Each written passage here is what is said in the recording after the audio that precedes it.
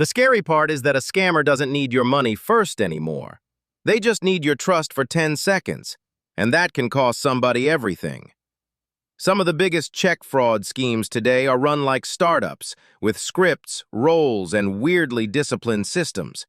So how does something that looks this sloppy on the outside become a machine that keeps winning? That's what we're getting into right now. Bro, the wild part is how casual they make it sound. Like it's just a side hustle with better software. But the damage is not funny at all. 800 grand gone because someone trusted the wrong voice. That is a full life reset, not a prank. And scammers are out here narrating it like a success story. The confidence is almost offensive. What gets me is how young some of these guys are. It is like hustle culture got its own criminal branch. And they are not even hiding the moral emptiness of it. They are basically saying, I know how to exploit systems. That sentence should terrify everybody. The weirdest part is how they learn it from music and the internet. A rapper becomes the curriculum somehow. School of stolen checks, class of Telegram. But that also shows how accessible the whole thing has become. You do not need a giant organization anymore. You just need a phone, some nerve, and a social feed. And apparently a lot of patience. I mean, these people are running long cons like project managers. That is the part people miss about fraud. It is not random theft, it is persuasion with a spreadsheet. Like, first they make you trust them, then they vanish. Human hacking is such a cold phrase for that. It sounds like a cybersecurity conference, not a robbery. But that's exactly what it is, just in plain clothes. The check fraud stuff feels especially old school and new school at once. Like who even thinks checks are the hot target in 2026? Meanwhile, they're out there cloning paper like it's a luxury product. Because the system still trusts paper more than people realize. If you can duplicate the look and timing, you can fool a lot of places. And once the bank catches it, the money is already traveling. That lag is where the whole crime lives. The carding and skimming side is the same story, honestly. They steal the data first, then use the silence before alarms go off. It is almost like industrialized petty theft. Tiny actions, gigantic bills for everyone else. And the victims never even see the thief's face. That makes it easier to rationalize if you are the criminal. Like, you are stealing from numbers, not people. Which is obviously fake morality, but still. Because the people are very real when the account gets emptied. And then there is this whole punching thing, which sounds absurdly casual. 7 times a week is not a job, that is a routine. A criminal fitness plan. I keep thinking about how normalized that becomes in a circle. If everyone around you is chasing easy money, the bar drops fast. And then the word work just gets redesigned completely. Work becomes whatever can be explained over a parking lot phone call. That is a horrible definition of ambition. Still, it is hard not to see the pressure underneath it. A lot of these guys sound like they are chasing identity as much as cash. The money is the obvious part, but the status is the real drug. Being the guy who knows the play matters to them. That's why they talk so openly when they should be silent. They want the legend attached to the fraud. And then you hear about forged checks and fake transactions like it's routine. That fake return scam is especially ugly because it feels almost legitimate. Mark it up, return it, pocket the difference, repeat. That is just theft with a receipt printer. Retail fraud with an MBA energy. But when it scales, it becomes a case, not a hustle. That is why the numbers get insane so fast. 500,000 here, 100,000 there, and suddenly, it's a crisis. The scale is what makes it feel unreal. And the mail carrier chase thing is a whole other level of weird. Going after a master key is straight up surgical. That tells you how organized some of this has become. They are not just opportunists, They are planning around infrastructure, which is a depressing sentence to say out loud. The AI voice cloning piece is even scarier to me, because now your own voice can be turned into a weapon. Imagine hearing your kid's voice begging for money. That would wreck people instantly. The trust layer is getting attacked from every angle. Banks can catch patterns, but panic moves faster than policies, and people still fall for urgency every single time. That is the oldest trick in the book. Fear plus speed equals a very expensive mistake. Fraudsters basically weaponize bad timing. What I found fascinating is how many scams are just social engineering in a trench coat. That should be the title of the episode, honestly. Because the technology changes, but the emotional playbook stays the same. Make people trust you, confuse them, isolate them, then move fast. That is the entire machine. And the gross part is how many victims blame themselves afterward. That shame is part of the damage, too. It should not be treated like embarrassment. It should be treated like assault on trust. I also think there is a weird public obsession with revenge on scammers. Those YouTube channels are basically citizen vigilante entertainment. Everyone wants to be the final boss of a call center. But revenge content can distract from prevention. Catching one scammer is not the same as stopping the system. And the system is always bigger than the clip that goes viral. That is what makes the whole thing exhausting. Still, I get why people are obsessed with learning the mechanics. If you understand the play, you can spot the setup faster. Not perfectly, but better than pretending it does not exist. Especially when the scam is literally built to look boring. Boring scams are the deadliest scams, because nobody posts a warning when the transfer looks normal. They only react after the damage is already done. And honestly, that is the nightmare of modern fraud. The crime is invisible until the bill lands, which is why people have to slow down. Verify the call, verify the payment, verify the account. Trust should not be automatic anymore. That is a sad sentence, but here we are. And maybe the biggest lesson is that scammers are sellers first. They sell urgency, fantasy, fear, status, all of it. The money is almost secondary to the psychology, which is why people keep getting hit in different ways.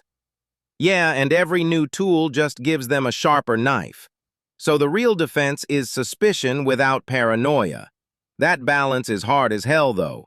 It is, but better than donating your life savings to a voice note, which is a sentence nobody wants on their timeline. Anyway, this whole world is darker than people think, but the patterns are learnable, and that matters.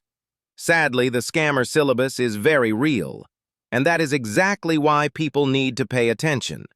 Wait, that guy literally said the first play was a check from Telegram? That is such a wild origin story, like scam school with field trips. And he was learning from a rapper talking about cards and checks? That is insane influencer marketing for crime. What gets me is how normal he sounds while describing it. Like, he is not even pretending it is complicated. He just said, exploit ways to get money. Simple. That sentence should scare everybody, honestly. Because it is not always some movie heist genius thing, right? A lot of it is just access plus confidence plus volume. And a terrible moral compass, obviously. But the weird part is how procedural they make it sound. Food, gas, checks, transfers, like it is a menu. The scam economy has categories, which is depressing. That is what makes it dangerous, though. Once it becomes a system, it stops feeling like a one-off crime. Did you catch how young he sounded? That is the part that hits hardest to me. It is not some old mastermind in a dark suit. It is kids turning fraud into a hustle identity. And then they talk about it like grinding in a startup. Yeah, except the startup is theft. And the victims are never abstract numbers. It is somebody's rent, somebody's dad, somebody's whole year. That $800,000 story is brutal for that reason. Imagine wiring that much and then realizing you fed a stranger. Emotional hacking is such a nasty phrase because it is accurate. They do not just steal money, they steal judgment in the moment. And once trust cracks, the damage spreads way beyond the account. Banks really hate losing a trust battle to a voice note, a very expensive voice note. The AI voice cloning part is especially creepy, because now the scam does not even need bad acting. It can sound like your mother and still be fake. That is when the whole verification culture collapses a bit. Like, what are people supposed to do? Call back every voice? Honestly, maybe yes, if money is involved. That is such a miserable future, though. But with checks, the scam feels almost old school and modern at once. Old school because paper is involved, modern because the speed is brutal. Paper crime in the age of instant transfers is nasty. And then there is skimming, which feels so low-tech, it is almost offensive. Tiny device, huge wreckage. That is the thing people miss with these fraud stories. The tool can be small, but the blast radius is huge, especially when it is multiplied across hundreds of victims. And nobody notices until the statements start looking cursed. Cursed statements is a perfect phrase, sadly. The part about carding also sounded like a whole subculture. It is almost like an underground marketplace with its own language. Logs, drops, punches, returns, all of it. The vocabulary sounds like a bad fitness app and a felony. A felony with a premium subscription. But I think the social part matters more than people admit. Like, these guys are clearly selling belonging as much as money. That is the ugly genius of it. If you make crime feel like status, some young people will chase it. Especially if regular work feels slow, humiliating, or invisible. That rapper influence is interesting because music can normalize the fantasy. Not cause it, but absolutely glamorize it. Right, the audience hears aspiration, the kid hears instructions. And then suddenly a bank account becomes a scoreboard. Humanity really does love turning everything into points. What do you make of the way he talked about punching? It sounds like they turn fraud into a repeated workflow. Which is worse than one huge theft, honestly. Because repetition makes it feel safe to the scammer. And that is how risk gets normalized inside the group. Meanwhile, everybody else is just trying to survive payroll. Yeah, the contrast is disgusting. I also keep thinking about the mail carrier stuff. The master key angle is such a good example of escalation. They are not just stealing mail, they are attacking infrastructure. A mailbox key can become a whole neighborhood vulnerability. Congratulations, your postal system is now a loot crate. That is awful, but accurate. And once they have access to mail, identity theft gets easier fast. Because the paper trail is where so much trust still lives. People forget how much sensitive stuff still arrives in envelopes. Password resets, bank notices, cards, tax stuff, all of it. We act like everything is digital, but the weak link is often paper. The future is here, and it still uses envelopes. What bothered you more, the scale or the casualness? Honestly, the casualness. Big numbers are horrifying, but casual evil is what spreads. Because if it feels normal to them, it becomes repeatable. And repeatable crime is what ruins a lot of ordinary lives. That is why these stories land so hard, I think. They are not just about money, they are about how trust gets engineered. Or, more accurately, how trust gets mugged. That is bleak, but yes. The scammer interviews almost make it worse because you hear the logic live. And the logic is always self-serving but weirdly coherent. Like they are building a moral universe where everybody else is fair game. Exactly. And that is how people sleep at night doing this. Not great people, obviously. But then what actually breaks the cycle? Partly consequences, partly making the easy wins harder. Like better bank checks, better verification, better consumer habits, and maybe less glamour around the entire lifestyle, which means less music video cosplay for fraud. Still, the bigger fix is making legitimate money feel less impossible. Because when the latter looks broken, shortcuts start looking like destiny. That is the part nobody wants to sit with for long. But you kind of have to if you want the full picture. Otherwise, you only see the crime and miss the pipeline.